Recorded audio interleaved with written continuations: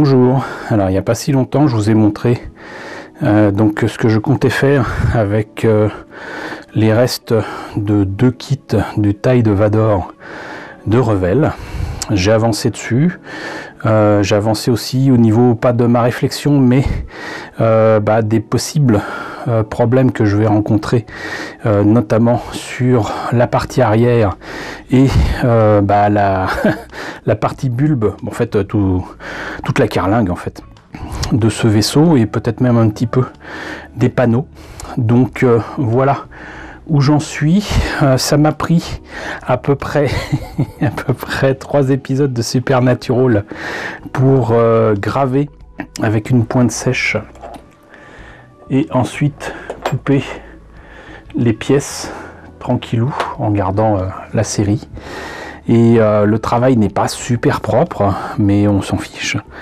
Et j'ai gardé justement exprès cette pièce-là pour vous montrer un petit peu ce qu'il en est.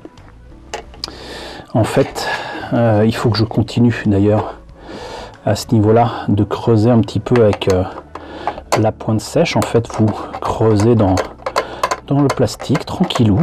En plus, comme c'est avec comme guide naturel les autres parties, les autres détails de la pièce, tout va bien. Et là, vous voyez, là par exemple, c'est facilité, j'ai presque atteint l'autre extrémité de la pièce. Ici, c'est bon. Là, il faut continuer un petit peu.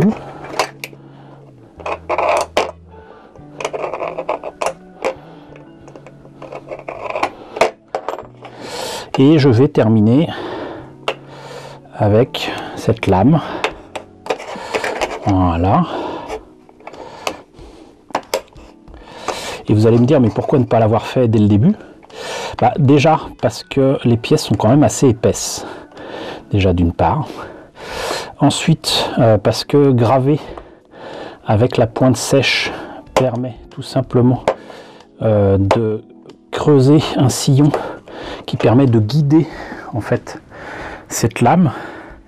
Et si vous ne le faites pas, vous risquez de vous retrouver avec ça. Vous voyez. Et ça, on n'en veut pas. Voilà. Mais sinon donc, voilà qui est fait. Et encore une fois, le travail n'est pas très propre, mais c'est pas grave. C'est pas grave parce que de toute façon, on n'en a pas fini avec la redécoupe de ces pièces. Et surtout, avec ce que je vais vous montrer tout à l'heure, on va se rendre compte que de toute manière, ce que je comptais faire n'est déjà pas si facile que ça. Mais surtout, qu'il va être nécessaire d'ajuster de toute manière les pièces, donc les rendre, j'allais dire propres. C'est bien pour l'œil, ça rassure les gens, mais c'est pas ultra nécessaire. Donc j'ai, comme vous le voyez, de toute façon des pièces comme ça. Désormais j'en ai 4. Pareil pour les pylônes qui tiennent les panneaux. Il n'y en a que 3 qui vont être utilisés, donc limite ce que j'ai fait là, c'est pas gênant, mais ça pourra toujours servir pour ceci ou pour autre chose. Donc là, on a ce qu'il faut. Voilà, ça c'est fait. Là, ici, pareil, j'ai laissé ce truc là exprès pour vous expliquer un truc. Alors là, vous voyez, c'était encore plus simple. Je l'ai pas fait d'ici, mais de là, parce que en fait, la pièce étant pliée, ça permettait, sans mettre de règle du tout, de graver un trait relativement droit. Et donc du coup, j'ai obtenu, on va les appeler les panneaux diapason. Donc ces diapasons.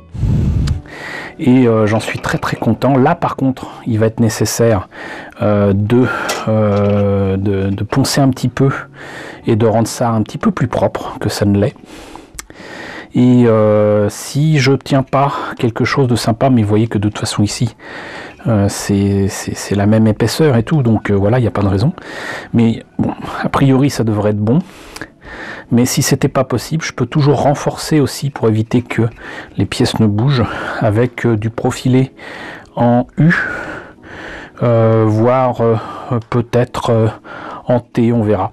Mais je pense que ça sera pas nécessaire parce que là vous avez effectivement un bord, je sais pas si vous le voyez ici, qui est légèrement plus petit ici, et là ça serait d'un niveau égal. Mais est-ce que ça serait grave? Je ne pense pas. Donc, les 3 panneaux sont faits. Ça, pareil, on va les garder, on ne sait jamais. On ne sait jamais. Parce que, bon, moi je tiens à garder ces détails-là, je les aime beaucoup. Et puis ça permet de mettre les pylônes très facilement. Mais il est possible que je finisse par mettre cette pièce ici, comme ça, que je la coupe, que je la mette là, et je vous explique pourquoi. C'est parce que, comme vous voyez ici, donc cette partie là qui permet de tenir les pylônes là, avec ici des formes qui sont très intéressantes, même si je coupe là, il va me rester ça ici. Voilà, alors rien ne m'empêche, strictement rien ne m'empêche de redétailler cette partie-là, ici, avec par exemple des pièces prises de ce panneau-là. Je vois très bien comment m'y prendre, avec notamment, justement, vous voyez, là, je peux pas utiliser le 4e que j'ai. J'aurais du coup que des détails pour un panneau, parce que ici là c'est carré. Je peux éventuellement tricher en utilisant ça, mais du coup ce qu'il y a là, je peux pas nécessairement l'utiliser pour le 3e panneau. On va voir, c'est une possibilité, mais quelque part je pense que ça serait beaucoup plus intéressant d'utiliser en fait par exemple les détails qui sont là, vous voyez, et parce qu'en plus ça a la même forme, comme ça, et pas du tout en gardant ça évidemment, mais imaginez donc ça ici, voilà. Donc ça c'est encore une chose. Ensuite pour faire le bulbe, j'avais dit qu'il me faudrait utiliser évidemment un bulbe, mais vous voyez maintenant très clairement que il y a là donc un trou. Donc je vais pas remplir ça avec de la poutille, c'est pas possible. Si je veux reproduire le bulbe, même si là il y a la partie du cockpit qui peut m'aider, je vais nécessairement utiliser les restes de l'autre bulbe pour remplir une bonne partie de ce qu'il y a là. Mais ça ne va pas être suffisant, vous allez vite comprendre pourquoi. Si je mets par exemple ceci comme ça, alors déjà c'est pas exactement la même forme, mais ensuite vous voyez que ce soit là et surtout ici, il y a quand même un grand espace, et ça c'est pas bon. Donc il me faut remplir cet espace là de la poutille, c'est ce qu'il y aurait de mieux, mais j'en ai peu, j'ai pas envie d'en gâcher entre guillemets, et du coup j'ai repris une vieille méthode que beaucoup de vieux maquettistes connaissent, à savoir donc utiliser des morceaux de grappe, et là j'ai utilisé des morceaux de grappe de cette maquette-ci, et j'ai coupé des petits morceaux des grappes exactement du même plastique, exactement de la même maquette, voilà. J'ai mis ça dans un récipient et j'ai fait fondre le plastique avec de l'acétone. Le problème, et je ne vais pas vous montrer ça à la caméra, j'ai pas envie d'abîmer quoi que ce soit, c'est que c'est pas aussi liquide que j'espérais. Ça fait pas une pâte, mais un truc visqueux, mais c'est encore trop solide pour moi. Donc je pense que je vais enlever l'acétone qui est là-dedans et peut-être remettre de la colle Tamiya Fine Cement. Il me reste des pots de Tamiya Fine Cement qui sont pas aussi efficaces que les pots récents que j'ai achetés. Ça, c'est des trucs que je peux acheter plus facilement en France que de la Tamiya Putty. Mais je pense que je vais finir par utiliser ça. Je vais quand même faire des essais et voir ce que ça peut donner avec ceci.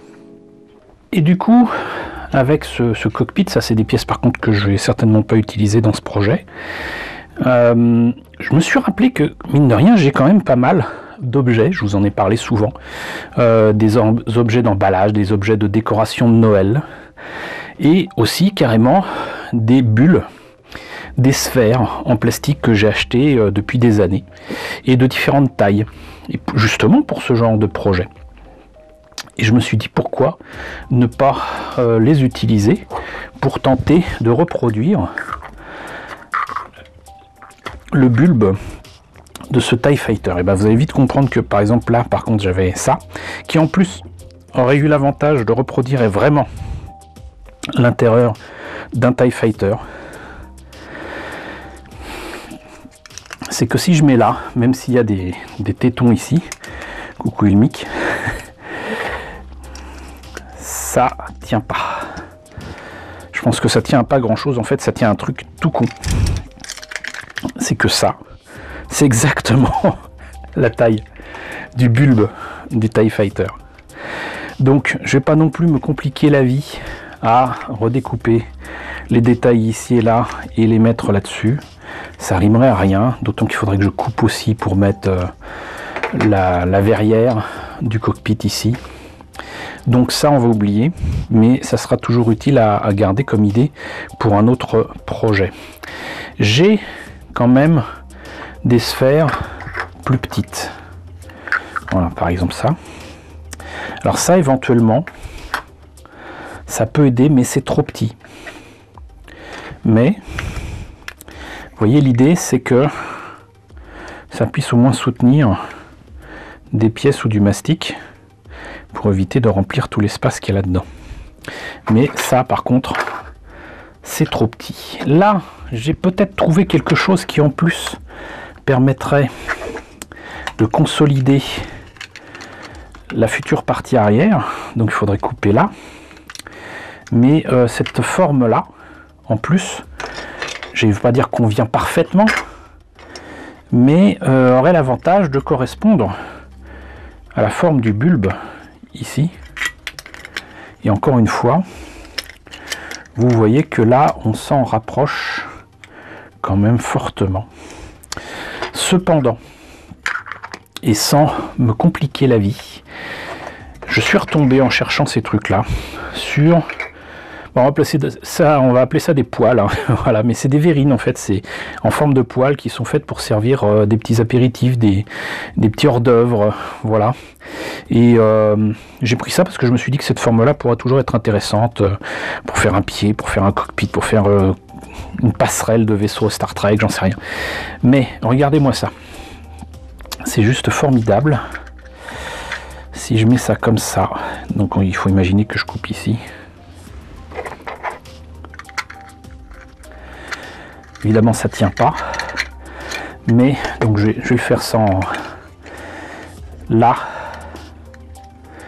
ici on est bien là, on est vraiment bien, c'est à dire que là on a non seulement la bonne courbe, mais quelque chose qui permettrait vraiment de faire tenir les pièces correctement de ce côté-ci, parce que de ce côté-là on a de toute façon l'intérieur du cockpit. J'ai pas encore choisi de pilote à l'échelle, mais ça très bien, donc mon choix va se porter là-dessus pour faire tenir en fait les pièces que je vais découper là-dessus, qui peuvent pas tenir directement sur la maquette là, parce que vous l'avez vu, l'espace entre les pièces est trop important, et il y aurait peut-être un point de colle au lieu de 2 ou 3, ce qui fragilise la structure, et ça on veut pas, même s'il y a ça, encore une fois, même s'il y a ça,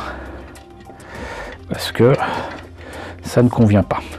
J'en profite aussi pour dire que du coup, il va me falloir, avant même le montage, et je vais dire presque normalement, que je travaille l'intérieur du cockpit, que je travaille la verrière et que je protège au moins la verrière pour éviter qu'elle s'opacifie quand je vais faire le travail avec éventuellement de l'acétone, de la putty ou quoi, qui va forcément attaquer la pièce transparente.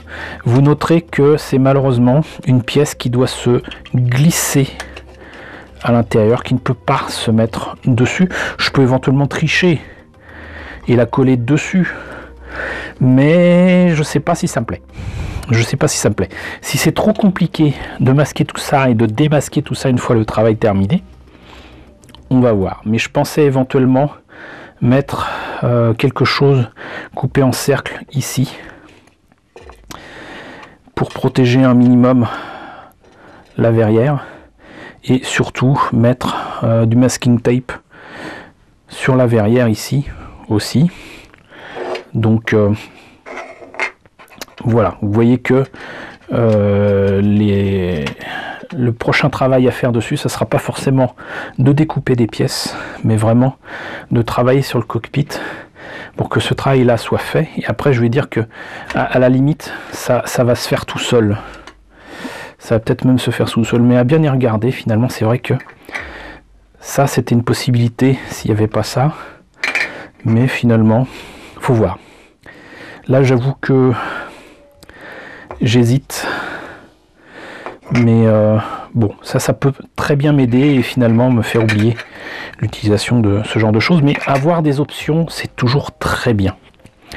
Au passage, j'ai cherché des pièces pour quand même compléter tout ça, parce que l'arrière de ce taille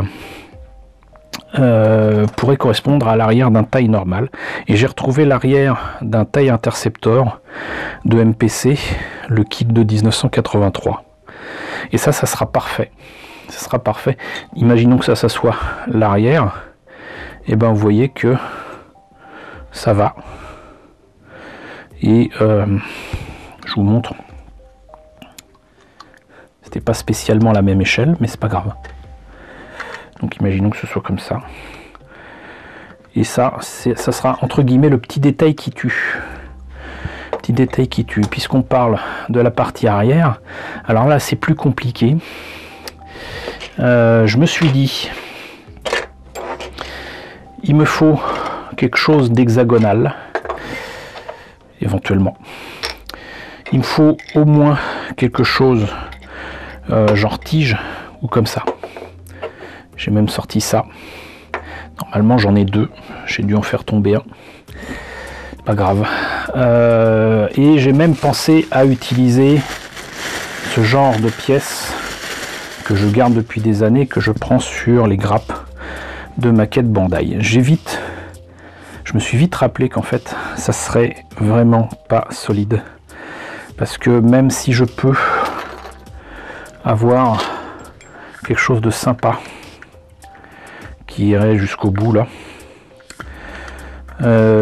ça sera pas aussi solide ici là que ne le serait, parce que de toute façon il va falloir que je coupe ici, que ne le serait par exemple ce biberon.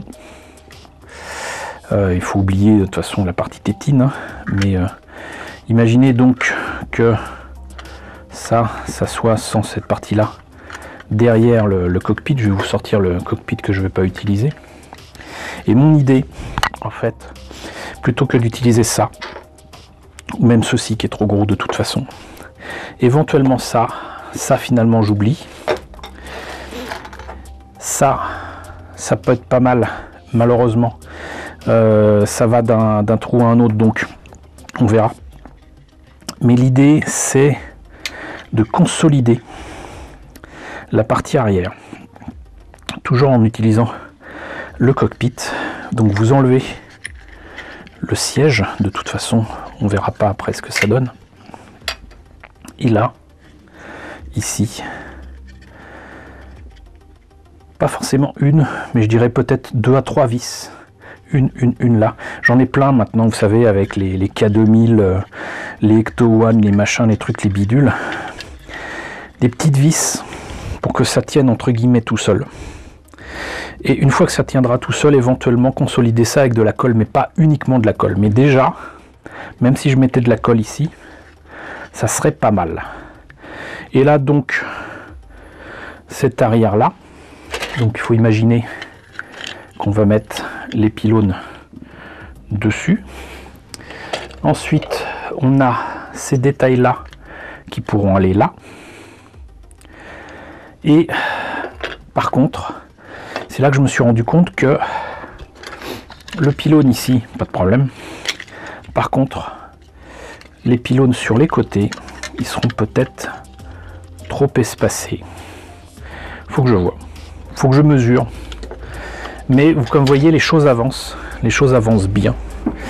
Et le tout, c'est que même si j'avais pas planifié autant de, comment dirais-je, de bricolage sur la partie cockpit et l'arrière pour mettre donc les, d'ailleurs j'ai dit les pylônes, c'est pas ça les pylônes c'est ça. Donc faut voir parce que là aussi, pourquoi j'ai coupé d'ailleurs la totalité du pylône par rapport à ça, c'est que en fait pour un truc tout bête, c'est que je me suis rendu compte que c'était pas totalement symétrique et il va peut-être falloir que je revoie mes plans à ce niveau là, parce que là du coup je sais pas si ça vaut le coup de laisser ces détails là derrière. Et je pense que là justement il me faudra peut-être couper ici plutôt que de laisser la totalité de la pièce. Et ça, mine de rien c'est l'axe du vaisseau, donc c'est là que tout tiendra. Et en plus comme c'est des diapasons, même s'ils sont un peu plus allégés parce qu'il y a un petit peu moins de pièces, il faut aussi que ça tienne. Et je verrai aussi si je colle ces pièces là, j'imagine ici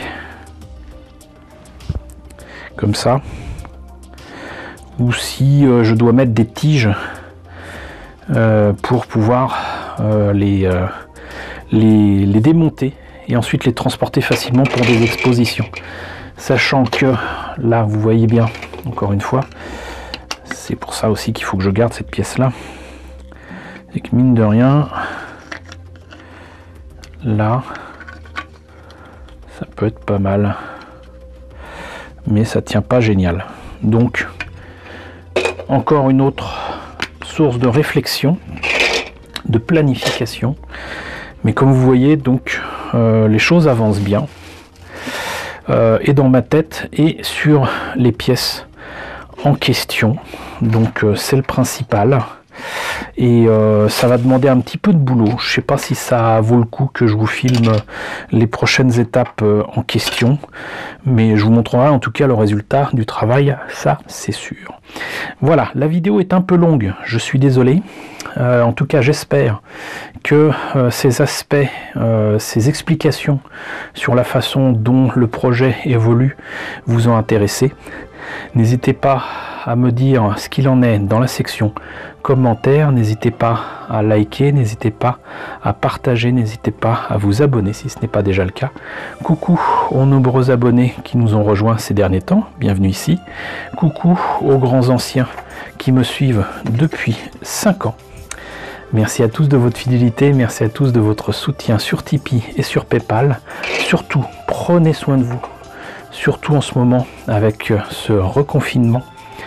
Je vous laisse avec la liste des contributeurs de la chaîne et je vous dis, ma foi, à très bientôt pour la suite de ce projet de Kit Bash, du TIE Fighter, de Vador.